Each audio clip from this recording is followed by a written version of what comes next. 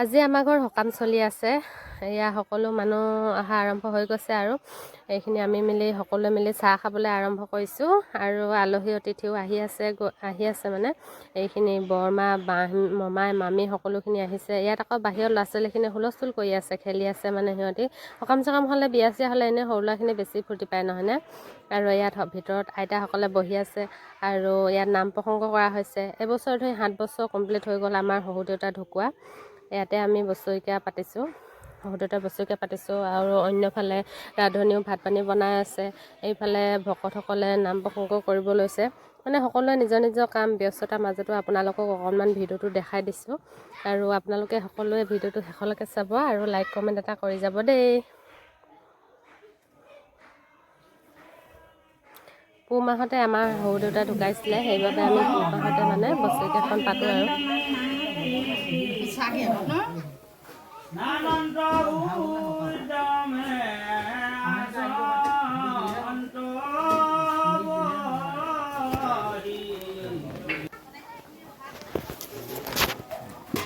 তামোল খাইছা?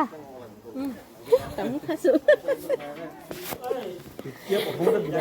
ভাত বনাইছে।